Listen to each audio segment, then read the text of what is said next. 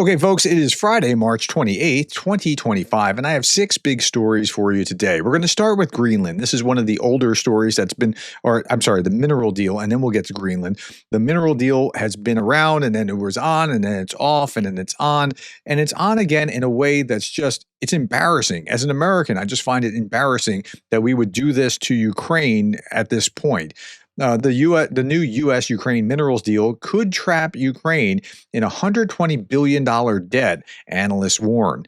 Under the deal, Ukraine must repay all U.S. aid, military, budgetary, humanitarian, since 2022, with the sum growing at 4% annually in interest. So here are the pieces of it, according to the Euromaidan Press, or according to Reuters, as carried in Euromaidan Press. The new proposal gives the U.S. first right to purchase the resources extracted under the agreement. What resources? Pretty much all mineral rights. It requires Ukraine to repay all U.S. aid provided since 2022, plus 4% annual interest before gaining access to any of the profits of the Joint Investment Fund. If agreed, the Joint Investment Fund would be governed by a 5-member board. The U.S. appointed 3 and then 2 Ukrainian members.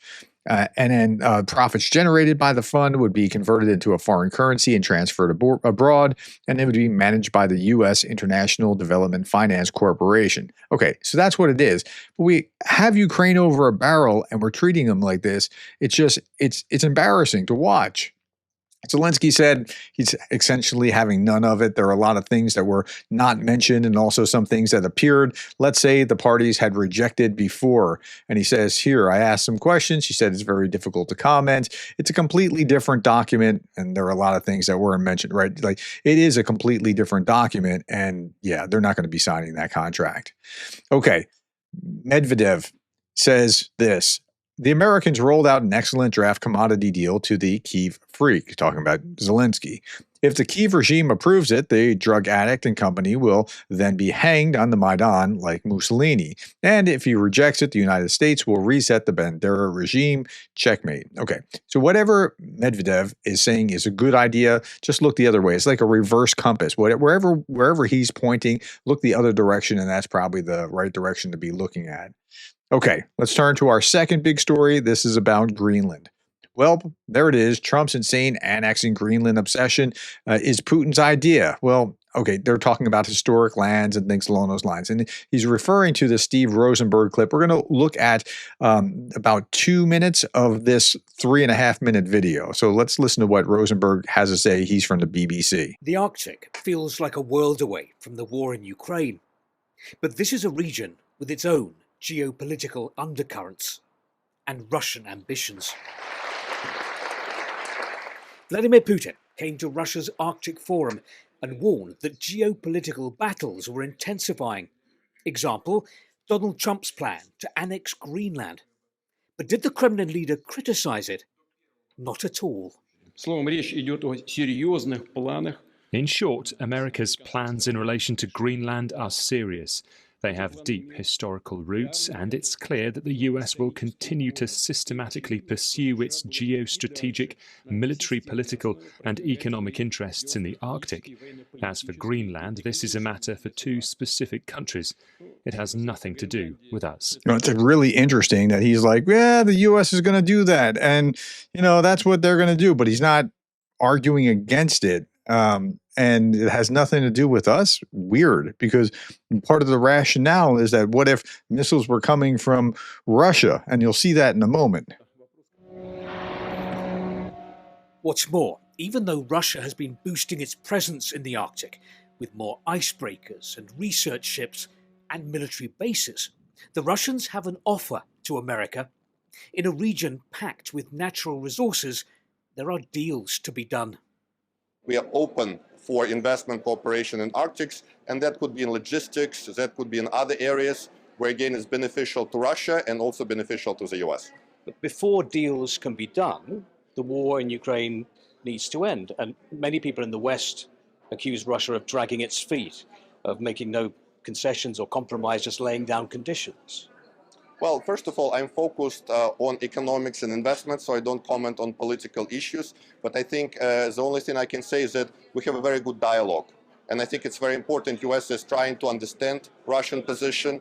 Moscow seems confident that it can woo Washington with promises of lucrative deals in the Arctic and across Russia. And that confidence is understandable when you consider how senior US officials have been repeating Kremlin talking points on the war in Ukraine. In the words of one Russian newspaper headline I saw recently, US and Russian officials are now speaking the same language. And that's frightening. Okay, so let's look at this with Greenland. This is Timothy Snyder from Yale talking about how American officials in Greenland went door to door to find people willing to be photographed with Usha Vance. That's the second lady, J.D. Vance's wife. No takers, which is wise. Who wants to look like a collaborator? Okay, so there's that. And then Vice President Vance said on his visit to the United States military base at Pidovsk in the north of the Arctic island and finally saw why it really matters. Quote, if a missile is launched at the U.S., it's these people who will see it first and sound the alarm. Launch from where, right? Russia and China are eyeing the Arctic, the minerals, the naval routes, the power. If America doesn't lead here, others will. Wait a minute. Let's apply that same logic. Let's hear what he had to say, and then we'll come back and apply the same logic. Listen. I think a lot of Americans wonder, why does Greenland matter so much? Why does the mission of this base matter so much to the American people? And I learned a lot about that today myself. Of course, you can read about it in a book, but I saw it up close and personal. And if, God forbid, to my fellow Americans, if a missile was fired from an enemy country or an enemy submarine into the United States, it is the people here before us who would give notice to our brave men and women further south in the United States to let people know what was coming and, God willing, to try to shoot it down and prepare for it. That's one of the things that we do at installations like this. We know that Russia and China and other nations are taking an extraordinary interest in Arctic passageways and Arctic naval routes, and indeed in the minerals of the Arctic territories. We need to ensure that America is leading in the Arctic, because we know that if America doesn't, other nations will fill the gap where we fall behind. I think a lot of Americans wonder. That's what he had to say. But there are three things that he said that I thought were really interesting. I wrote them down. If there was a missile fired here, a missile fired from where? You're not worried about it being fired from Europe. You're worried about it being fired from Russia. And then yet we're cozying up to the Russians. And then Russia and China are interested in the Arctic. Okay. And that's why, is that why you are? Because you're interested in that because you don't want them in our hemisphere? And if so, why are you cozying up to them on Ukraine? And if America doesn't lead here, well, what if America doesn't lead in Ukraine? Isn't that just as problematic? Because that seems even more problematic to my mind. Timothy Snyder again says it's important to realize that Trump's approach to Canada and Greenland is like his approach to Ukraine. It's not even American imperialism.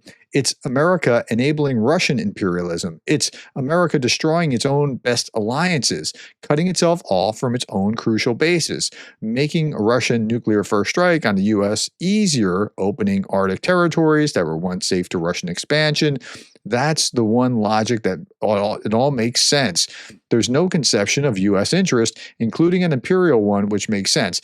Now, I'm not quite following Timothy Snyder on this one. Like here, it just seems to contradict a little bit of what Vance was saying, but the logic of bullying Canada and Greenland when you could be wooing Canada and Greenland, I don't get that at all. If you wanted to, like Canada and Greenland, like when the war in Ukraine first broke out, people would say to me, well, you know, if Canada was wanting to cozy up to Russia, wouldn't America just invade and take over? I was like, well, you know, the better plan would have been to like incentivize Canada, like, hey, what can we do to make our deals and get along even better and create even freer trade and whatever else. That's the way to do it. That's what they should have. That's what Russia should have done for Ukraine if they wanted to keep them in their orbit. But what we're doing is not the right strategy. America should never be so arrogant to think that we don't need friends, said Nikki Haley. Now, this was in 2024, so she's just reposting, or Nikki Haley HQ is just reposting what she said during the campaign. And so that's really the message that we have to understand is on September 12th, we needed a lot of friends. You have to be a friend to get a friend. We need to make sure that America's never so arrogant to think we don't need friends, because we do. Okay, I think that's fair. Okay, Trump, this is Michael McFaul. If Trump and team really want to negotiate an end to the war in Ukraine, they need to help create a stalemate on the battlefield. The only way to do so is to give Ukraine more and better weapons.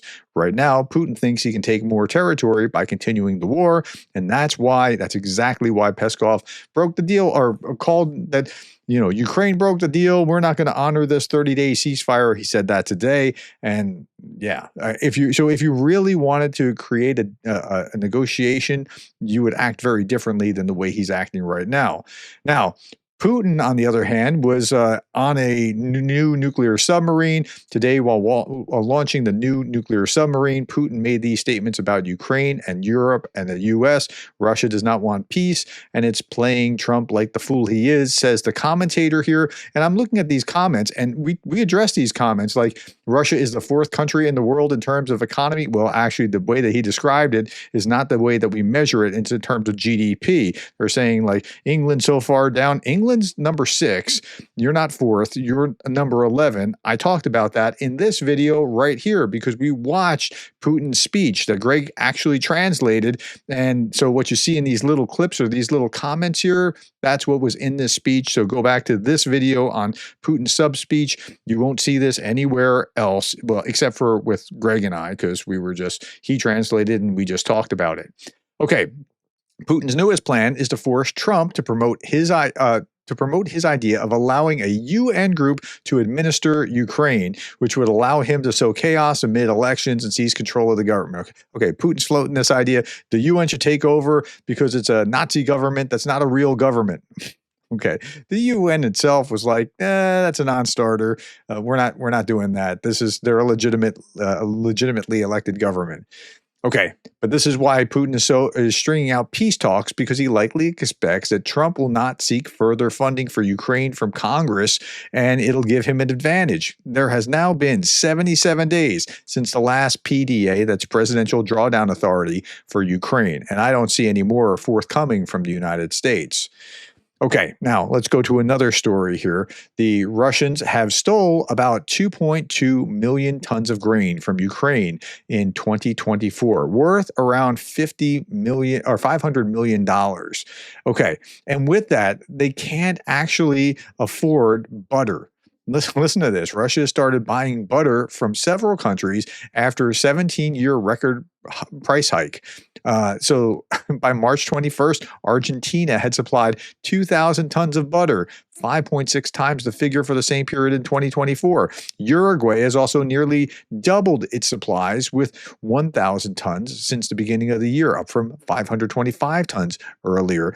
Iran has supplied 2,000 tons of oil so far. There were no imports from the country in 2024. The growth in imports happened to be the biggest price crisis in the butter market for 17 years. In September 2024, cost increased by 5.07%, and in October by a record 6.58. Look, they're stealing grain and other resources, and they can't afford butter because, well, they have problems. The main reason for the crisis were the rise in the price of imported fats, the difficulties with foreign equipment maintenance because of sanctions, raw material shortage because of mismanagement, lack of personnel because of the war, and Russian central bank's key interest rate increase, again, because of the war. So, that's what's happening in Russia right now. Let's turn our attention to the next big story. Donations to Ukraine are still going up. Sweden has announced that it will increase its military aid to Ukraine this year by over 16 billion krona. That's about 1.6 billion US dollars. Sweden's overall $4 billion in aid this year will fund various programs. And not to be outdone, Germany is also pitching in more. German Foreign Minister Baerbock announced additional air defense systems, drones, radar equipment. So the funding keeps coming from multiple countries. Okay, last big story that I want to cover here. What we know about 4 missing U.S. soldiers in Lithuania. So this just broke the other day. There's these exercises in Lithuania, not too far from the Belarus border, and the soldiers are missing, and we're not sure what happened. Armored recovery vehicle of 4 missing U.S. soldiers has been found submerged in water in Lithuania, where they disappeared during a NATO military drill at the training ground in Pabrade, 10 kilometers from the Belarus border. The vehicle was located more than 5 meters below the surface. When enough water had been drained from the swamp, efforts began to extract the vehicle, according to Lithuania's defense minister. Tai yra labai sudėtinga vietovė. Tai yra pelkė, kur yra susijusi su ežeru. Tai tie visi darbai, kurie yra daromi tam, kad stabilizuoti gruntą, kad nusiurbti vandenį, kad paruošti gelbėjimo darbus tam, kad jie galėtų vykti, tai reikėjo labai daug papildomų priemonių. Tai yra vien paruošti papildomą privažiavimą. Per 24 valandas faktiškai naujas kelias yra padarytas, kad atvažiuotų sunkioji technika. She added that other potential whereabouts of the 4 US soldiers are also being investigated. NATO Secretary General Mark Rutte on March 26 had said that the soldiers were believed to be killed, but a NATO spokesperson later said the search is ongoing, and she regrets any confusion caused by Rutte's remarks. The U.S. ambassador... It's hard to tell exactly what has happened, but its proximity to the Belarusian border makes us a little nervous that it was something more than just an accident. Lithuania visited the site of the search operation, where she praised Vilnius' assistance, calling them a model ally. The soldiers were conducting a tactical training exercise when they went missing. They had already spent 2 months on deployment as part of a U.S. rotation since 2019. Over 1,000 American troops are stationed in Lithuania as part of NATO. The Baltic country has had tense relations with Russia, a key ally of neighboring Belarus, especially following the full-scale invasion of Ukraine. So that was in Radio Free Europe, Radio Free Liberty, which incidentally has been turned off. And then a judge said, no, you have to fund this. And there's a little bit of back and forth here. It looks like until Congress defunds, President Trump won't be able to, from the best of my understanding at this point. But it's Russia and China pour billions. This is Euromaidan Press saying, as Russia and China pour billions into their propaganda machines, the U.S. under Trump silences global independent media that reaches almost 500 million people worldwide for just $2.22 each. Now that's not nothing. That's a lot of millions of dollars, but that exercise of U.S. soft power will hopefully prevent the use of hard power or the need to use hard power. Okay, last few things I'm going to show you are from Darth Putin. This is George Galloway talking, and the date here is February 14th of 2022, saying, y'all said Russia was about to invade Ukraine. I told you it wasn't. You were wrong. I was right. Again, show some bloody humility, especially if they're not even paying you to act like an idiot, which is great commentary on February 14th of 2022, just before the actual invasion. Then we have this, a guest on Ron Paul, who Ron Paul reposted this. Now, Ron Paul is a Republican libertarian. His son Rand is in Congress or in the Senate right now, and he's a libertarian who's never seen a war that he's ever liked because that's the way he rolls. But this guest was saying the chances of Russia invading Ukraine are slim to none. That was on 20 January 2022. And we see another one here. This is on this day in 2022, leading children's rights campaigner and military expert of great renown issued a proclamation, and that's Scott Ritter. Scott Ritter, this is March 27th of 2022, saying, this war will go down in history as a strategic Russian victory. Russia will have halted NATO expansion, destroyed a dangerous den of Nazi ideology in Ukraine, redefined European security by undermining NATO, and demonstrated Russian military prowess, an important deterrent. Like, he's okay. He thinks it's a great idea to undermine NATO, and this is back in 27 March of 2022. And finally, anniversary of invasion of Iraq reminds us of Chomsky's wise words about how Russia is fighting far more humanely in Ukraine than the U.S. did in Iraq, which is why there are 2,000 kids who were stolen and sent to Texas, parts declared 51st state after legitimate vote and minimal civilian deaths. But none of that ever happened, did it? All right, my friends, that's all that I have for you. Thank you for your time, the likes, the shares, and the subscribes, and thank you for being the kind of person that cares about Ukraine.